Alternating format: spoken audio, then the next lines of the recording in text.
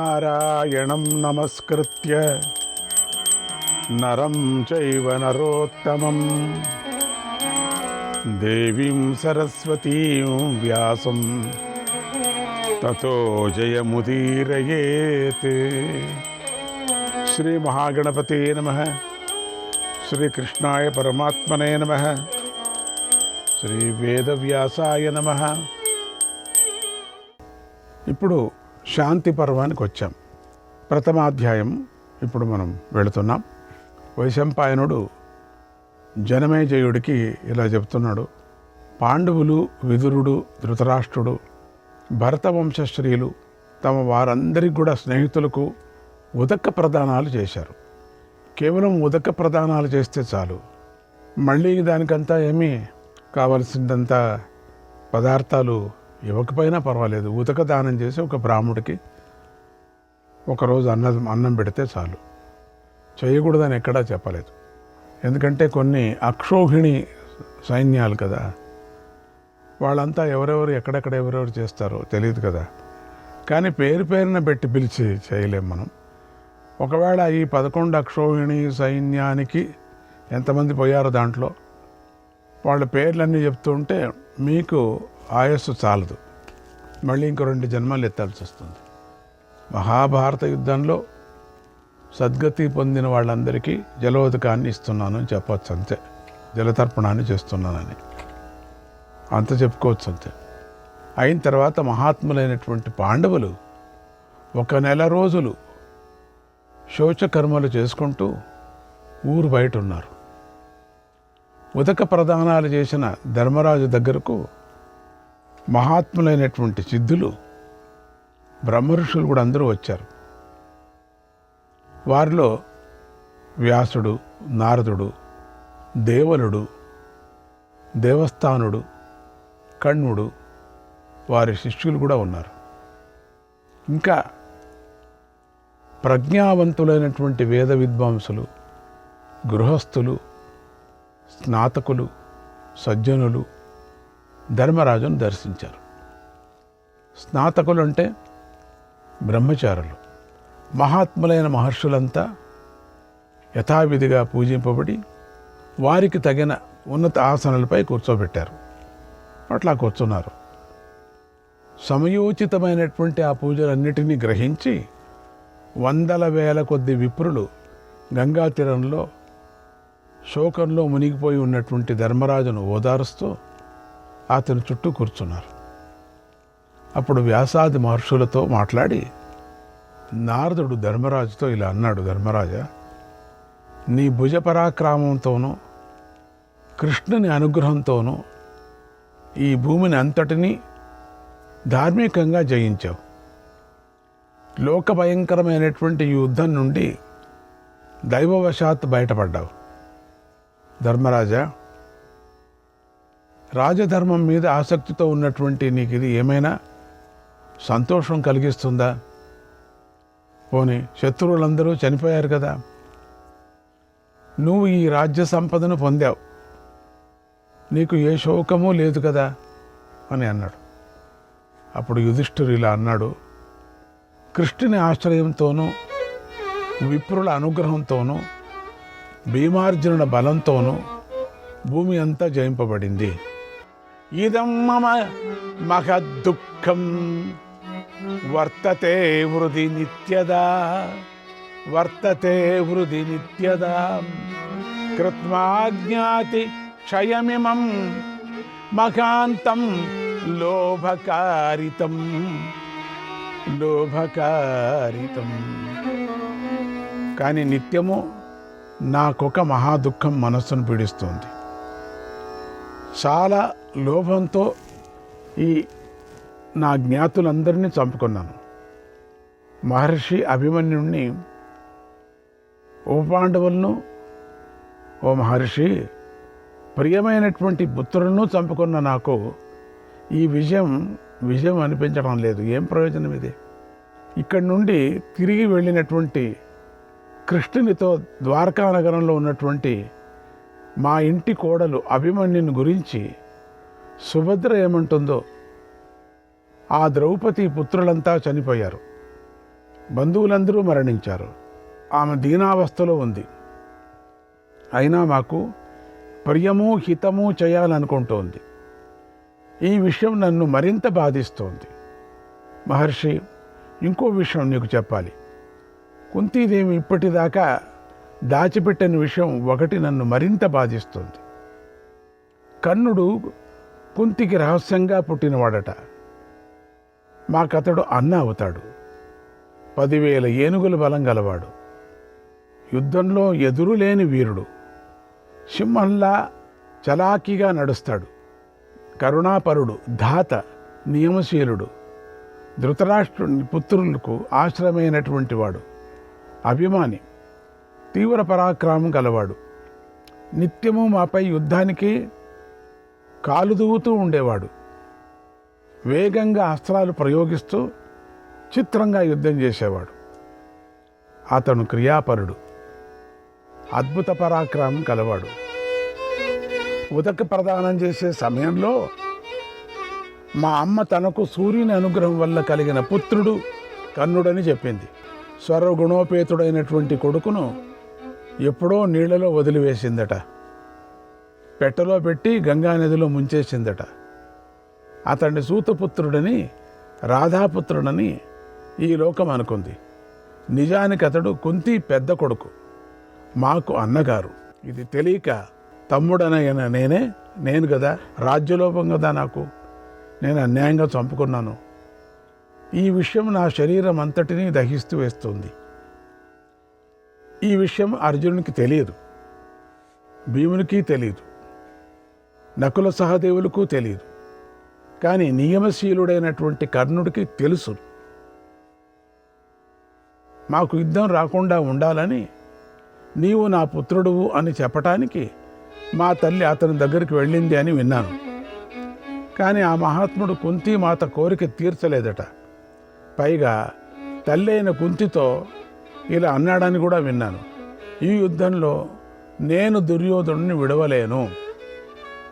అది నా పట్ల దుర్జనత్వము, క్రూరత్వము, కృతజ్ఞత కలిగిస్తుంది అని అన్నాడట. యుధిష్ఠిరేణ సంధింహి, యుధిష్ఠిరేణ సంధింహి,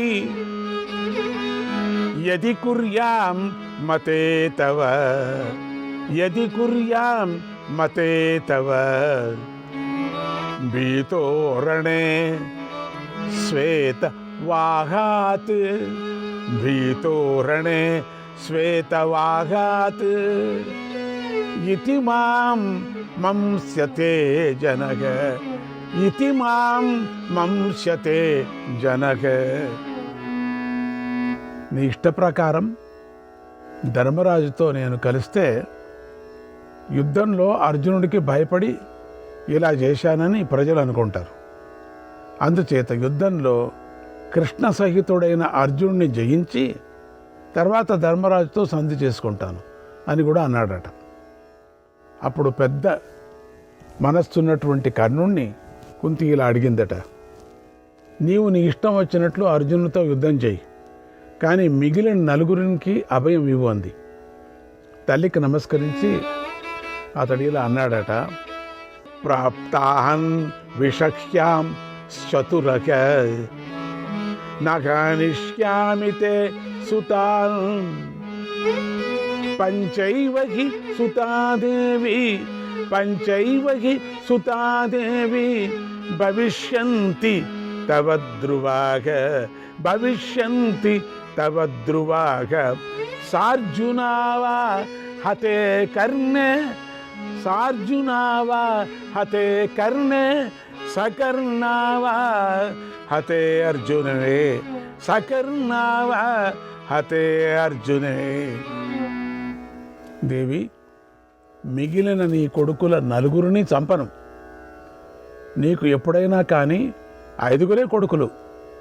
కర్ణుడు చనిపోతే అర్జునుడితో 5, అర్జునుడే ఒకవేళ చనిపోతే కర్ణుడితో 5 అన్నాడు.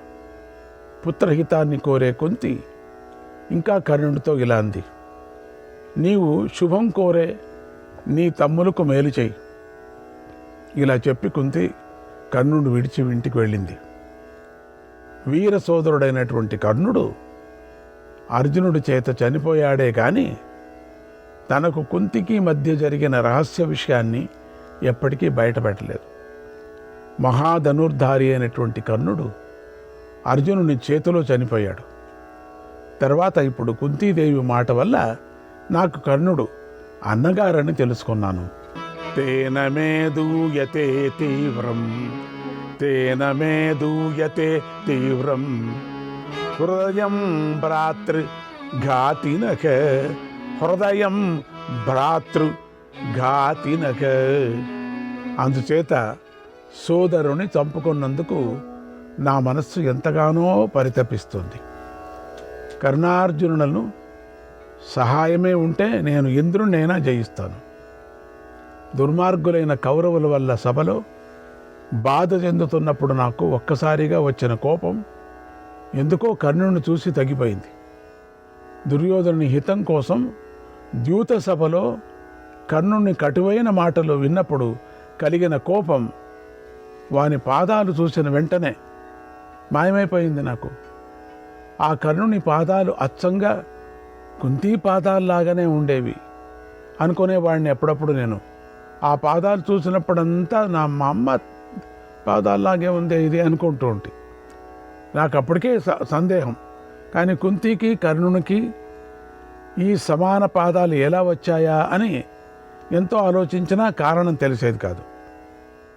నారద, అసలు అతని రథచక్రం ఎలా యుద్ధంలో భూమిలో దించుకుపోయింది, నా సోదరుడు భూదేవి శాపాన్ని ఎలా పొందాడో నాకు మీరే చెప్పదగినవారు. భగవాన్, మీరు అన్నీ తెలిసినటువంటి వాళ్ళు, జరగబోయేవి కూడా మీకు తెలుసు. మీ నుండి ఉన్నట్లుగా అంతా వినాలి అనుకుంటున్నాను. శ్రీకృష్ణాయ పరమాత్మనే నమః. 2వ అధ్యాయం.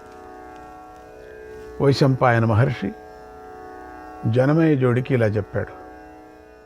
ఓ మహారాజా, నారద మహర్షి మహావక్త. ఆయన కర్ణుడు ఎలా శపింపబడ్డాడో అంతా చెప్పసాగాడు పూర్తిగా. నారదుడు ఇలా చెప్తున్నాడు, ధర్మరాజా, నీవన్నట్టుగానే కర్ణార్జునులిద్దరికీ యుద్ధంలో సాధింపలేని విషయమే లేదు. నువ్వు అడిగిన విషయం దేవరహస్యం. అది పూర్వం ఎలా జరిగిందో నీకు చెబుతాను విను. లోకంలోని క్షత్రియ సముదాయం అంతా శస్త్రఘాతాలతో పవిత్రమైన స్వర్గానికి ఎలా చేరుతుందా అని ఆలోచించి దేవతలంతా కర్ణుణ్ణి సృష్టి చేశారు. యుద్ధానికి మూలం అతడే. ఆ బాలుడు చాలా తేజస్సుతో సూతపుత్రుడయ్యాడు. అతడు అంగీరస వంశోద్భవుడైనటువంటి ద్రోణుడి నుండి ధనుర్వేదం అభ్యసించాడు. అతడు భీముని బలాన్ని, అర్జునుని నేర్పుతనాన్ని కూడా, నీ తెలివిని, నకుల సహదేవుల వినయాన్ని, చిన్నతనంలో అర్జునుడికి కృష్ణునికి గల స్నేహాన్ని, మీకు గల ప్రజల అనురాగాన్ని తలుచుకొని కుతకుతలాడిపోయేవాడు. రాజైన దుర్యోధనుడితో అతడు చిన్నతనంలో స్నేహం చేశాడు. మిమ్మల్ని నిత్యము ద్వేషించేవాడు. వీటిలో ఒకటి దైవం వల్ల, రెండవది స్వభావం వల్లను కూడా అతడి కలిగాయి. విలువిద్యలో అర్జునుని పరాక్రమం చూసి కర్ణుడు ద్రోణుని దగ్గరకు వెళ్ళి రహస్యంగా ఇలా అన్నాడు, బ్రహ్మాస్త్రం యొక్క ప్రయోగాన్ని, ఉపసంహారాన్ని రహస్యంతో సహా తెలుసుకోవాలని అనుకుంటున్నాను. నేను అర్జునునితో సమానంగా యుద్ధం చేయాలని నా ఉద్దేశం. మీ ప్రేమ శిష్యుల మీద, పుత్రుని మీద సమానంగా ఉంటుంది కదా అనే మాట నిశ్చయం. ధనుర్వేద తెలిసిన వారు మీ అనుగ్రహంతో నన్ను అస్త్రాలను నేర్వనివాడు అని అనుకోకూడదు అన్నాడు. అర్జునునితో సరిసమానం కావాలనే మాటల్లోని కర్ణుని దుష్టబుద్ధిని తెలుసుకొని ద్రోణుడు ఇలా అన్నాడు, యథావిధిగా నియమశీలుడై బ్రహ్మచర్యం పాటించిన బ్రాహ్మణుడు కానీ, తపస్వి అయినటువంటి క్షత్రియుడు కానీ బ్రహ్మాస్త్రం పొందాలి, ఇతరులు ఏ విధంగానూ పొందరాదు అన్నాడు. ద్రోణుడి యొక్క ఆ మాటలు విని కర్ణుడు అతనికి నమస్కారం చేసి అక్కడి నుండి వెంటనే మహేంద్ర పర్వతం మీద ఉన్నటువంటి పరశురాముని దగ్గరికి వెళ్ళాడు. అతడు పరశురాముడు చేరి శిరస్సు వంచి నమస్కరించి నేను భృగు వంశంలో పుట్టిన బ్రాహ్మణుడి అని చెప్పుకొని అతన్ని చేరాడు. పరశురాముడు అతని గోత్రాధికమంతా అడిగి తెలుసుకున్నాడు.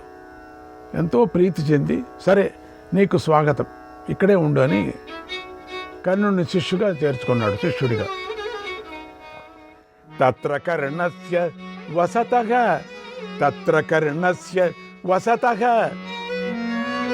మహేంద్రే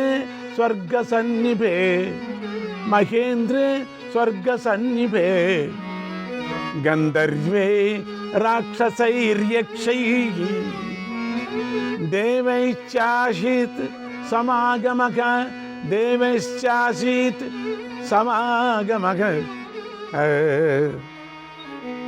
స్వర్గ సమానమైన మహేంద్ర పర్వతం మీద ఉన్నప్పుడే కర్ణునికి దేవతలతో, రాక్షసులతో, యక్షులతో, గంధర్వులతో కలయిక ఏర్పడింది. కర్ణుడు అక్కడే పరశురాముని నుండి యథావిధిగా ధనుర్వేదం అభ్యసించాడు. దేవదానవులకు, రాక్షసులకు మిక్కిలి ప్రియమయ్యాడు. అతడు ఒకనాడు సముద్ర తీరంలోని ఆశ్రమ సమీపంలో ఒక్కడే కత్తిని ధనుసును పట్టుకొని తిరుగుతున్నాడు. అనుకోకుండా అతడు అగ్నిహోత్రం చేసుకొని ఒక బ్రాహ్మణుని హోమధేనువును తెలియక చంపానని తెలుసుకొని ఆ విషయం ఆ బ్రాహ్మణునికి చెప్పాడు. కర్ణుడు ఆ బ్రాహ్మణుని వేడుకుంటూ ఇలా అన్నాడు, భగవన్, మీ ధేనువుని తెలియక చంపాను నేను, నన్ను అనుగ్రహించండి అంటూ పదే బ్రతిమాలాడు. ఆ బ్రాహ్మణుడు కోపించి మాటలతోనే బెదిరిస్తున్నట్లు ఇలా అన్నాడు, దురాచార, నీవు చంపదగిన వాడవు. ఏన విస్పర్ధసే నిత్యం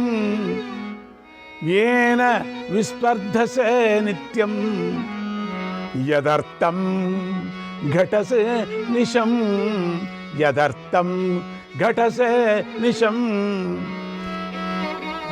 యుధ్యదస్తేన తే పాప భూమిశ్చక్రం గ్రసిష్యతి.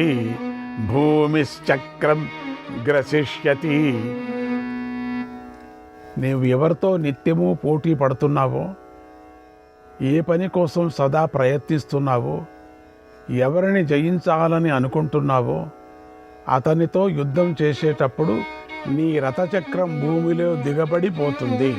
శ్రీకృష్ణాయ పరమాత్మనే నమః.